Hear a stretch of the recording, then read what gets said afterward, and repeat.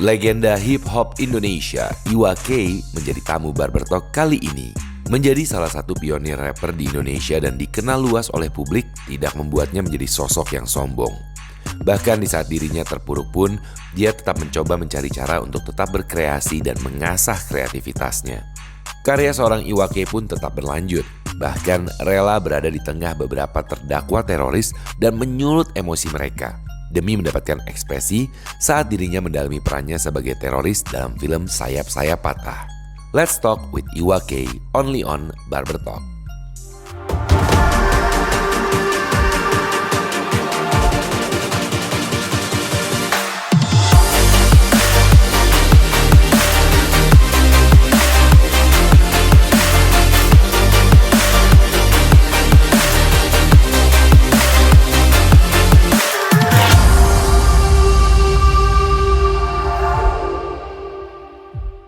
Oke, di mereka seperti biasa kan kalau di Barber Talk selalu kelihatan bintang tamu yang luar biasa nih dengan cerita-ceritanya yang unik-unik.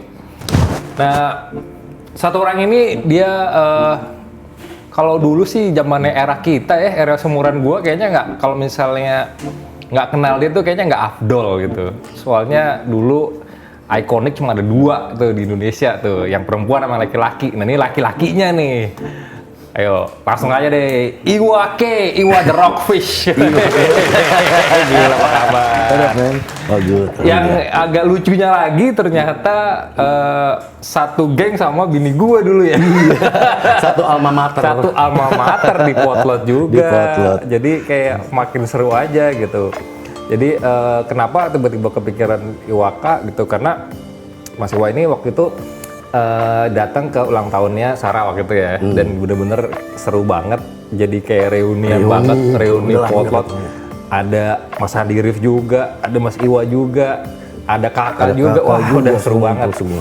Terus ternyata ceritanya juga seru juga, dan lika-likunya lumayan seru juga. Nah sekarang kita mau cerita sedikit demi sedikit nih, cuman sebelumnya gue masih inget nggak zaman dulu kita pernah ketemuan di acara sulap gue, Mas? Pernah, iya. Yang mantan istri masuk, gue potong-potong itu kan boxnya waktu itu kan. Terus itu pertama kali ketemu sama Mas Iwa. Terus abis itu udah nggak pernah ketemu lagi, terus ngilang gitu. Kemana aja, Mas? Ya ada sih, tetap ada.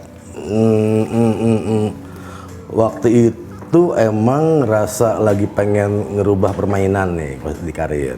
Maksudnya gimana tuh, permainan atau gimana? Permainan lebih coba untuk banyakin manggung dibanding TV. Oke. Nah, ini ngomong mesti agak nyampah, nggak apa-apa nggak ya? Nggak apa-apa, nyampah juga mau ngomong apa ada ya di sini gitu. Karena mungkin angkatan kita ngerasa yang emang pernah ketika abis kelar acara di TV paling telat seminggu beres. Oke. Sekarang disamain sama supplier. Iya benar. Supplier bisa sebulan gitu, 2 bulan, 3 bulan kadang-kadang parah. Iya. Maksud gue kita kan bukan supplier, iya, kita bener. mengisi acara di situ. Betul. Nah itu emang ada satu sedikit bentuk ini gue lah, daripada marah-marah, mendingan gue emang nyari pattern di sini. Karena banyak temen yang akhirnya ya gue rasa kalau emang cuma ngeluarin apa unek-unek nggak akan berubah juga gitu loh. Mendingan emang do something. Ya lebih ke situ sih. Kayak waktu itu sempat bikin EP juga di tahun 2013, itu pun bener-bener non TV. Oh, gitu jadi loh. khusus hanya untuk event-event aja? Jadi bener-bener apa, tapi dilalahnya seneng dan sedikit agak kecewanya. Waktu senangnya adalah album itu dibeli sama DBL, sama ada event basket lah, ya, semuanya. IBL. Jadi udah ada di bawahnya IBL tuh DBL, yang buat anak-anak SMA-nya. Oh iya DBL. Nah itu apa? Jadi ya udahlah, cost production, cuan-cuannya udah dapet. Cuman secara memasyarakat lebih luasnya jadi nggak ini, bro. Jadi nggak, karena emang bener-bener segmennya anak-anak basket banget, anak-anak DBL gitu. Nah, jadi emang ya gue pikir emang ya udahlah itu mungkin patternnya gitu loh, dia ngejalanin pattern itu, ya udah gitu aja. Itu jadi selama menyenangkan kok. dari mulai itu dulu tuh sampai ngilangnya tuh lebih ke situ akhirnya fokusnya Iya. lebih ke offline ya, offline. lebih ke offline. Terus nggak tahu nih muncul beritanya waktu itu sempat yang berantem sama Young Lex ya kan. itu berita-berita yang inilah pokoknya tiba-tiba kok tahu dong viral. Kenapa kok tiba-tiba tersebutlah nama The Godfather of Indonesian Rapper gitu kan. Ngurusin Young Lex gitu. Di situ lo mulai cari tahu ternyata semua rapper-rapper yang akhirnya senior juga akhirnya lebih ke arahnya ke Mas Iwa gitu kan. Wah itu keributan ya sempat dengar lah lumayan ricuh di tahun berapa itu kalau nggak salah 2020 bukan 2020-an ya? Bukan 2018 gue udah 2016 mungkin ya. 15 atau 16 sama yang ya. Ya sebenarnya nggak ribut sih ya bro ya. Cuman Dia hanya bikin statement dan gue rasa emang kadang-kadang ketika orang lagi mempromosikan dirinya kan bikin statement yang kontroversial apa segala macam ya sah-sah aja. Waktu itu bahkan emang ketika emang lagi nongkrong sama anak hip hop pada ngamuk semua, gue bilang udahlah biarin aja gitu loh. Iya. Ini ada ombak datang, kemudian kita main selancar di atasnya. Bener. Gitu. Ngapain marah-marah ada ombak gitu kan? Iya. Mending kita surfing aja gitu. Cuman tapi emang itu ngegulung. Itu sih sebenarnya kalau emang apa ya? Itu banyak banget rapper-rapper dari luar bukan yang seangkatan ya, bahkan emang yang anak-anak sekarang yang emang ngamuk pengen secara fisik gitu loh. Yang dari Ambon, dari Papua, dari Padang, bener ya. Bang ini diapain bang? Lu mau jadi preman di pasar. Lu by the time lu jadi rapper, lu seniman. Lu mau bikin ini rame, lu bikin karya lagi aja. Iya. Ya artinya emang mau ngedis dia apa macam ya gue terserah lah. Karena gue kan emang nggak ada satupun lagu gue yang gue emang bukan di situ jalannya. Iya. Silakan ramein scene lokal lo gitu loh. Dengan itu pasti rame. Ya udah. Itu kalau nggak ditantang, ya ngapain coba? Iya. Dia datang ke Jakarta, mukul orang, lu masuk penjara. Iya. Jadi rapper nggak? Enggak, bener. Malah nama lo jelek, mau berkarya susah, nanti ribet lagi segala macam. Iya. Nggak enak gitu loh. Orang kita kadang-kadang suka ini ya, image kayak wah ini rapper jagoan gitu kan. Bahkan nggak usah rapper.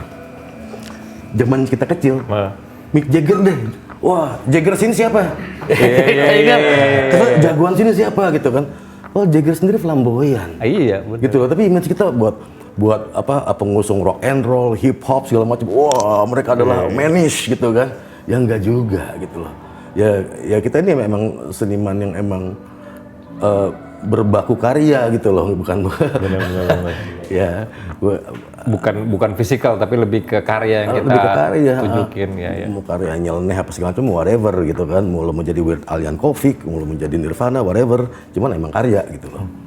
Terus tapi beres tapi urusannya udah apa masih apa udah Enggak hilang sih, gitu aman aja? sih gue ketemu yang Lex juga aman gitu. Aman ya. Enggak ini. Kalau tapi memang maksudnya fenomena ini juga kalau gue lihat di luar negeri pun juga mirip-mirip ya, hampir sama.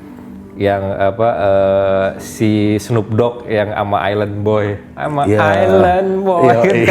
Snoop Dogg yang apa yang aduh gitu. Jadi kayak maksudnya kejadian kayak gini yang mirip-mirip yang serupa tuh juga ada di mana-mana gitu. Terus yang si dua bocah ini juga tengil juga gitu.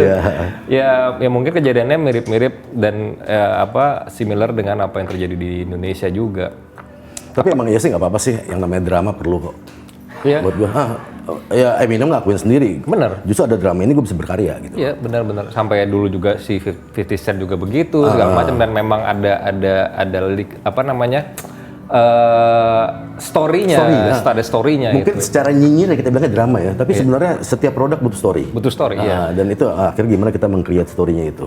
Ya. Itu kan Asalkan yang pentingnya setelah itu bagaimana ya kan, jangan sampai setelah udah story tiba-tiba udah tinggal hilang aja kan gitu apa-apa gitu.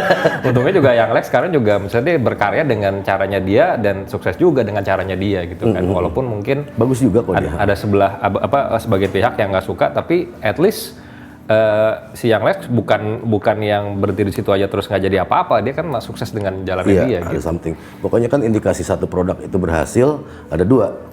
Ada poser, ada hater. Yes. Gitu. Ada hater nggak ada poser belum berhasil. Benar. Ada poser nggak ada hater belum berhasil. Harus ada dua itu. Poser sama hater harus ada. Itu di produk. Baru lengkap lah itu ya produknya. Tapi memang berarti kan udah bisa dibilang Mas Iwa udah ngelewatin beberapa generasi ya, dari zaman dulu tahu strugglingnya di TV yang istilahnya susah banget untuk bisa masuk TV. Terus kan dulu akhirnya back to backnya sama Denada tuh pokoknya tuh istilahnya jagoannya kan.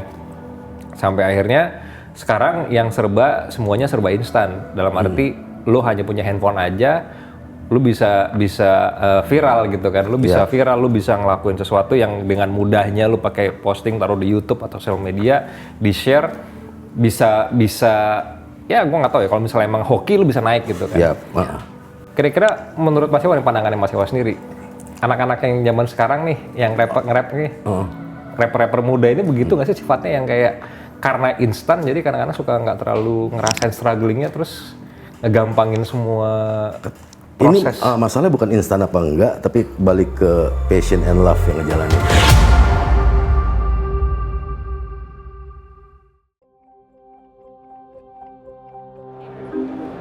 Dia jepit di itunya, handtagnya.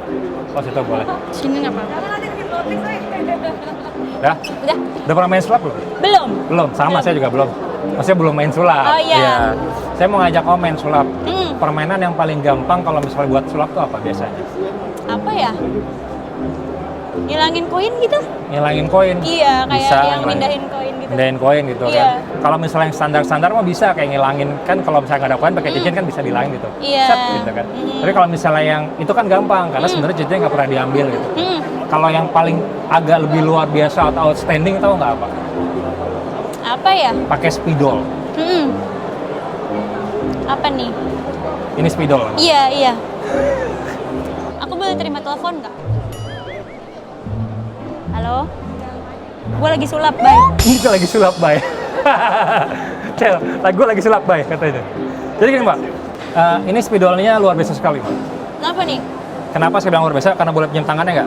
Gini deh, di pergelangannya. Oke, saya akan gambar huruf X, boleh ya? Iya.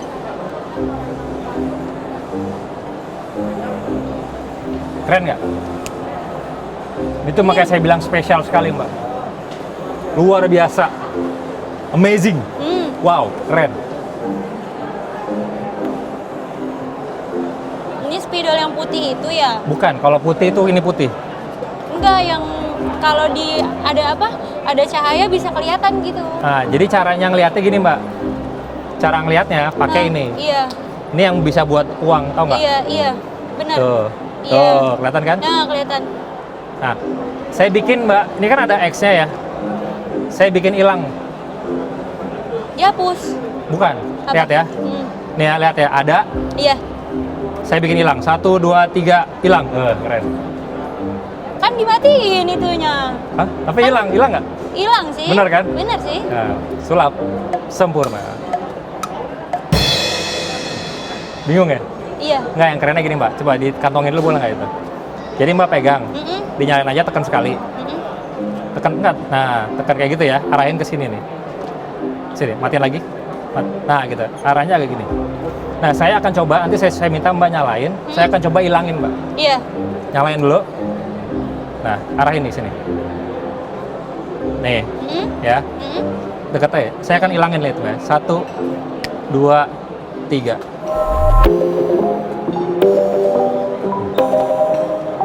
Nih, center sini. Lihat ya, saya akan munculin. 1, 2.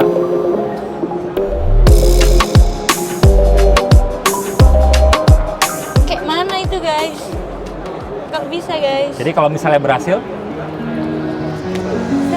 sempurna.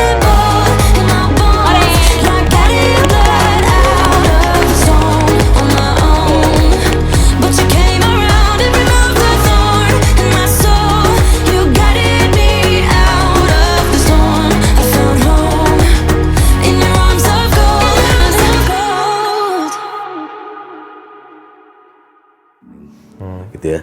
Maksud gue mau instan mau enggak, ketika emang yang ngejalanin ini punya passion dan love, gue banyak ketemu anak-anak sekarang gitu ya. Bahkan gue bisa bilangnya gue menyebut mereka dengan pertapa hip hop. Pertapa hip hop maksudnya? Jadi mungkin ini anak nggak pernah perform, bahkan di YouTube pun nggak pernah upload. Tapi dia kayak pulang sekolah yang emang bikin, dan itu bagus-bagus. Oh iya. Itu bagus-bagus. Pertapa hip hop. Jadi bisa dibilang dia sendiri punya bakat yang nggak pernah ditunjukin tapi sebenarnya berkualitas. Udah berkarya gitu kan, bagus-bagus emang apa mungkin ke SoundCloud aja tapi nggak nggak terlalu ya udahlah gue cuma sekedar buang ini aja deh knalpot gue deh, nggak ada treatment dan lain sebagainya. Cuman bagus-bagus. Dan mulai balik ke hip hop storytelling lagi gitu ya. Iya. Kan emang hip hop tuh emang storytelling dan sempat ada yang emang mumbling, ada yang emang pattern yang diulang-ulang gitu ya. Mumbling. Iya. Iya. Ada yang Sama mumbling. kalau kata Snoop Dogg nadanya pasti gitu. Gitu. Jadi nadanya selalu sama. Gitu. Itu gampang loh. Lu tinggal ngegerus Rohypnol, hajar.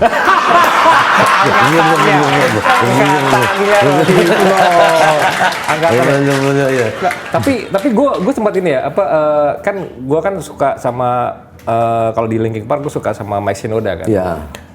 Gue baru tahu rasanya susah nge-rap itu pada saat gue berusaha untuk menirukan dia ya, menyamakan lirik yang dia nyanyikan dengan nadanya itu nggak bisa gue. Karena dia kan kedengarannya cuma na gitu. Padahal sebenarnya bernada kan. Nah, susah ternyata loh. Jadi gue sempat yang coba nyanyi lagunya dia tuh yang pas lagi bagian rapnya. Nggak bisa bernada seperti dia. Kita lurus aja jadi gitu lurus. ya. Itu di situ baru gue ngerasa gila ya, ternyata jadi rapper tuh nggak gampang ya. Padahal gue cuma nyanyi sendiri di mobil gitu kan. Tapi kenapa nada gue flat? Nggak bisa yang dia tuh bisa yang jadi kayak orang lagi bercerita kayak ngomong begini nih, terus naik turunnya ada. Naik turunnya ada, ya dinamiknya ada. Ya emang itu sih kalau gue lihat sekarang juga ya, walaupun nggak semuanya ya, tapi dibilang most of ya. Dan gue berani bilang ini poser, karena poser itu ya nggak apa-apa ada poser, gue juga sah-sah aja gitu ya. Nunjukin kalau hip hop sekarang tuh mulai gila-gilaannya gitu ya, wave-nya. Banyak yang punya gaya deliver gitu ya, melodius banget ya, yang lo bilang kayak Mike Shinoda emang simple, apalagi kalau kita ngeliat Snoop yang lebih naik turunnya, Dre dan banyak itu kesini, Eminem pun yang kelihatannya tapi ada naik turunnya juga, ada detailingnya. Nah, mungkin orang yang emang cuma sekedar nangkap, sekedar tahu ya akhirnya ya kayak gitu aja udah, gitu loh. Jadi tiap kata ya sekedar kata gitu loh. Jadi kayak misalnya penekanan gitu ngomong gitu ya. Tadi malam dingin, nggak gitu kan? Harusnya kan tadi malam dingin gitu ya. Kan nggak cocok. Tadi malam dingin apa tuh gitu kan? Ya kayak cerita yang lu di Keramotak. Pusing ya gitu kan? Iya jadi emang ya masukin biar berbicara gitu loh. Ada nyawanya gimana sih gitu loh. Nggak sekedar ngomong aja, bahkan nggak sekedar main rima aja, tapi tiap kata juga. Kita kalau di rap ada wordplay istilahnya, wordplay, syllable, multi-syllable, terusnya ada plain bars, punchline, semuanya kan emang sebenarnya agak-agak kayak stand up juga sih. Ada premisnya. Patternnya yang kita harus bikin untuk bikin sebuah lagu itu. Sebelum punchline ada premisnya cerita, baru hajar di punchline gitu loh. Itu kan kalau hip hop old school seperti itu tuh. Tapi udah mulai lagi sekarang anak-anak sekarang tuh emang udah mulai bertutur lagi. Lega, gue seneng banget. Tapi dengan cara mereka sendiri, keren gitu loh. Walaupun gitu. Tapi maksud gue sempet kok gitu-gitu doang sih. Makin kesini makin nyebar. Tiap orang punya gaya masing-masing gitu loh. Mungkin ketika awal tren ya udah kayak gitu aja gitu kan. Sampai Snoop di wawancaranya sempat dia dibully sama anak sekarang kan, yang dia ngomong, "Come on man, gue mau cerita penuh dinamis. Nah sekarang lo mau marah, lo mau sedih, lo mau cemburu, tapi enggak, gue nggak setujunya, yaitu pada awal tren. Mulai kesini walaupun emang bermain syllable-nya seperti itu, tapi penekanannya, melodinya udah mulai beda-beda. Gila ya. Kenapa gue jadi ngomong teknik gini? Kan justru itu yang perlu ditahu juga, soalnya kayak kalau ke dunia gue gitu kan, kebanyakan orang lihat sulap tuh bikinnya gampang gitu kan, padahal prosesnya juga panjang gitu kan. Ada kenapa logis, kenapa misalkan megangnya harus begini, kenapa nggak pakai tangan kiri, kenapa berdirinya harus begini, itu juga dijelasin ada maksudnya gitu. Dan pasti untuk bikin sebuah lagu itu juga, terutama di rap gitu, di dunia hip hopnya Mas Iwa juga punya pattern yang banyak orang nggak tahu. Kadang-kadang kita kan sebagai penikmat musik cuma taunya, oh gini gitu kan, ini cuman paling bikinnya ya hanya bercerita. Padahal ternyata tadi baru tahu tuh gue ada kayak stand up comedy, ada punchline-nya, ada ini segala macam. Yang gue ngerasain banget tuh, ini dulu ya pas lagi gue masih SMA nih, gue ngerasa hip hop tuh ya kayak kayak Iwaka sama Denada. Pada saat ketemu hip hop yang cepet, itu gue kayak kok berubah ya eranya. Ternyata berubah lagi eranya, ada lagi yang Harusnya nge-rap. kalau Denada itu bukan Iwaka. Denada jadi Kak Iwa. Clear ya, bercanda ya, nggak apa-apa. Bercandanya seangkatan. Bapak, iya bapak seangkatan. Nggak apa-apa, masih acceptable. Karena kita semua tertawa. Berarti umurnya sama. Iya. Ya maksudnya waktu itu sempat yang masuk eranya siapa ya sebelum Eminem tuh sempat rap itu yang cepet nih gue ngerasa kayak kok begini sih. Oh ternyata memang ada style-nya beda-beda. Style-nya beda-beda. Lagi. Ya karena menurut gue tuh dulu tuh eranya yang paling enak adalah eranya Mas Iwo sama Denada di mana bercerita dan kita bisa mengikuti gitu loh lagunya. Kadang-kadang kalau udah cepet, wah ini gue mau nyanyi bareng juga bingung gitu. Iya, kayak pesta rap aja kan mengangkat keseharian kan ada mati lampu. Iya, benar. Jadi emang tentang mati lampu. Apa ada juga yang nyamuk membuat badanku nggak bisa gemuk. Jadi benar-benar yang gue mikirnya ini sehari banget ya. Ini lokal banget gitu loh, nggak ngikutin sana yang emang sok gangsta apa segala macam gitu. Ya udah keseharian gitu loh.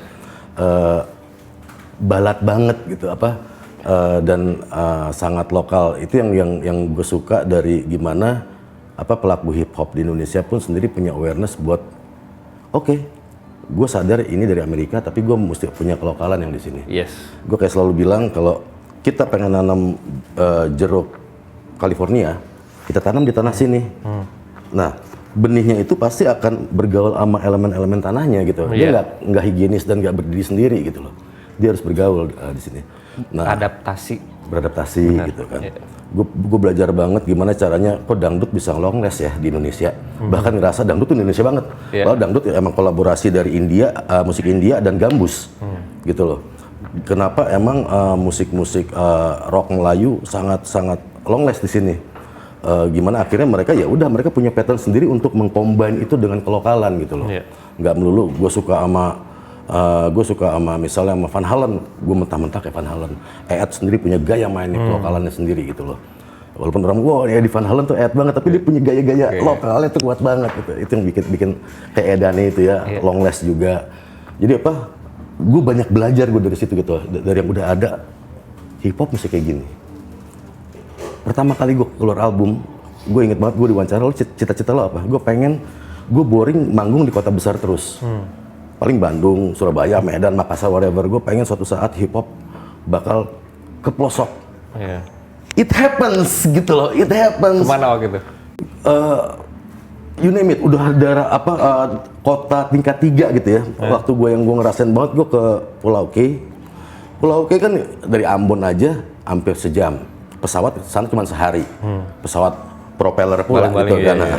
Udah, gue turun dari bandara, gue lagi jalan tiba-tiba mobil depan gue, mobil van buka, apaan nih, gue di prank. Mereka ngeluarin sound system, mereka nge-rap depan gue. Serius? Yoi, komunitasnya solid dan jago banget. Enak didengar gitu. Di Flores juga gitu. Bukan di kotanya aja tapi udah ke pelosok gitu loh. Kalau yang ngirim-ngirim musik melalui DM gitu banyak banget. Itu udah misalnya di daerah Bugis sebelah sananya lagi gitu loh, Sopeng dan itu banyak pemain-pemainnya. Gila ini gue dulu mimpiin gini dan it happens gitu loh. Bukan di kota Medannya aja gitu sampai ke Binjai semua segala macam sekarang. Gue seneng aja gue masih ada gue ngerasain festifnya gitu loh sekarang. Terus kan berarti divorce tahun berapa waktu itu? Lupa tahun berapa gue ya divorce ya? Ya pokoknya tahun segitulah ya ceritanya. 2000, ya ada lah 2000. Apakah itu bisa dibilang sebagai kayak lowest momennya Mas Iwo nggak pada saat itu? Itu dia. Ini gue bukannya sok nutupin ya. Sampai anak teman-teman yang sok mau menghibur datang ke rumah, lo kok nggak apa-apa sih, Wak? Nggak terlihat seperti sedih atau apa gitu? Iya, gue kayak gini. Kebanyakan gue juga pernah pada umur segitu juga ada beberapa temen gue atau abang-abangan gue yang lagi cerai, gue main ke rumahnya gitu ya. Tiba-tiba yang emang udah nggak ada foto, gue foto tetap ada. Dan nggak efek tuh gitu loh. Maksud gue nggak gue juga bingung, gue nggak punya jawaban gitu loh. Gue asik sendiri waktu itu, gue nikmatin banget. Gue cuman yang lebih kepikiran anak. Cuman nggak terlalu kepikiran karena ketika awal gue divorce, anak sama gue. Gitu kan, emang gue nganterin kakak gitu kan, sekolah semua segala macem. Ya jadi emang ya udahlah gitu loh. Sampai ya itu anak-anak yang sok tahu gitu. Wah, mungkin lo terlalu disimpan, lo ngomong nih, lo ngomong. Gue mesti ngomong apaan anjing gitu kan. Karena emang apa ya? Ibaratnya gini loh. Ada satu fase yang emang gue untuk mencapai fase itu gue nggak perlu effort. Tapi effortnya datang dari orang lain. Buat gue kan enak, gue nggak ngapain gitu loh. Artinya bukan. Nih gue cerita kocaknya aja nih ya. Selfie lagi ke Makau, lagi liburan. Udah gue habis kerja, gue bangun siang lah. Gue bangun siang, terus ya gue ngeliat apa di BBM ya waktu itu ya. Ya BBM, RR BBM. Adalah beberapa artis ya. Kang, kenapa Kang kok cerai gini-gini? Ah, lo gosip lo, gosip dah. Gue turun ke bawah ke meja makan, gue makan lah. Bokap gue bilang, ART gue bilang, Pak ada wartawan di luar, wawancara. Gue udah GR kan, wawancarain gue. Udah, gue keluar, set. Tuh ngomong tuh orangnya, Mas Iwa mau tanya dong, ini tentang gugatan cerainya Mbak Selfie. Oh lo gosip lo, gue bilang gitu kan. Enggak, tapi gini-gini, gue langsung ngerasa ini kan. Lo anak jurnal bukan? Lo kuliah jurnal nggak? Kuliah. Kalau di jurnal, gue siapa? Narasumber. Lo mesti appointment sama gue nggak? Iya. Gitu kan? Ya mesti. Lo ada appointment nggak? Nggak. Ya udah balik. Gitu. Udah. Gue lapar, gue mau makan. Pas gue ke meja makan, emang ada surat gugatan. Gue nggak tahu. Bener. Gue udah sibuk bilang enggak di BBM gitu kan. Udah ada orang media gue usir secara halus. Pas gue mau makan, meja makan surat apaan nih gue baca? Emang surat gugatannya. Mereka lebih tahu duluan gitu. Lo aja yang nerima surat aja baru tahu dari orang lain ya kan, kayak gimana ceritanya. Udah sosok. Jadi itu kocaknya ya, kocaknya. Gue ngakak dengan itu kan. Sok defense apa enggak? Gosip kan. Udahlah beberapa temen. Terus berarti ini saat yang tepat untuk gue nanya ke lo nih. Dari semua perjalanan lo hidup lo dari dulu sampai sekarang gitu kan, gue pengen tahu nih arti kehidupan bagi seorang Iwaka tuh apa sih?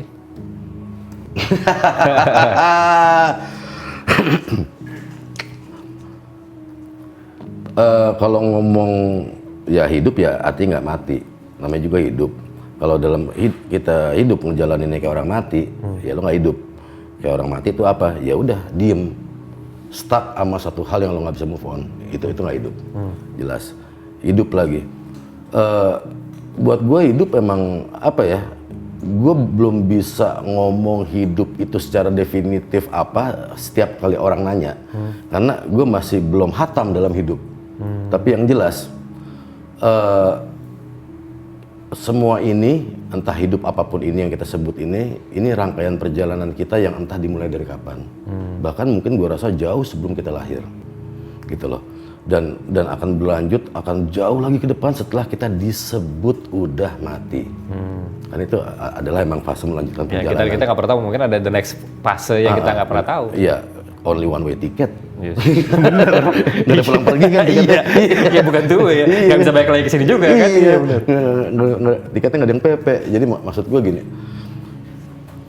gue cuma bilang hidup itu hadiah. Oke. Good or bad. Bad, sesuatu itu jadi bad atau good itu balik ke pikiran kita. Tapi tetap buat gue tuh, gue ketangkep, gue pernah ada masalah pengalaman-pengalaman mungkin yang emang yang nggak pernah gue ceritain juga, yang worst banget gitu ya. Buat gue akhirnya gue itu hadiah lagi. Tinggal gimana gue menyikapinya. Hadiah itu akan jadi harta karun. Apa yang lo sebut ini adalah musibah gitu, akan jadi harta karun kalau lo bisa membuat ini jadi hadiah gitu loh. It's an option. Lo jatuh pun lo masih ada option. Lo mau nangis apa mau diri lagi gitu. Lo mau ngeluh tentang jatuhnya gue jatuh, apa mau langsung berdiri nulisin perjalanan gitu loh. Jadi apa ya, hidup tuh hadiah apapun itu. Tiba-tiba gue di jalan ada orang ludahin gue, ya itu hadiah. Apa nih? Gue kenapa nih? Gue sampai diludahin orang gitu loh. Gue mesti ngapain? apa gue mesti dengkulin dia? Patah banget ya. Udah so wise tiba-tiba gitu. Dengkulin dia. Nggak tahu maksud gue apa? Apapun itu gitu. Itu buat gue hadiah. Ya, itu ada, kalau nggak salah ada istilah gini, one man trash is another man treasure. Iya. Ya kan, jadi kadang-kadang kalau misalnya kita ngerasain, kita tergantung melihatnya apa. Lu dikasih, misalkan tadi yang Mas Iwa bilang diludahin, ya bisa jadi kita bisa nganggapnya itu sebagai kayak sebuah olok-olok atau misalkan sebuah disgrace-nya dari orang itu ke kita, or apa yang bisa gue pelajari di sini, apa nih hadiah sesuatu yang untuk lihatnya dari segi yang positif, bahwa berarti apa nih, gue kenapa bisa diginiin, dan itu jadi pembelajaran lagi, tahu lagi. Jadi buat gue tetap gue itu semuanya hadiah, banyak yang yes. Oke, gitu. Jadi mereka, jadi buat Mas Iwa arti kehidupan itu, hidup adalah sebuah hadiah, tinggal gimana kita menyikapinya. Hadiah apapun dikasih, bisa ternyata hadiahnya bermanfaat buat kita atau bisa tidak bermanfaat kalau kita nggak ngargain gitu ya. Yep. Oke, thank you so much Mas Iwa. Yes. Udah main-main kesini. Sebelum closing Mas Iwa nge-rap soal Barbertalk gitu. Tadi udah mau dia katanya. Ayo. Aduh. Oke. Apa ya nge-rap? Oke. Freestyle, master and free man.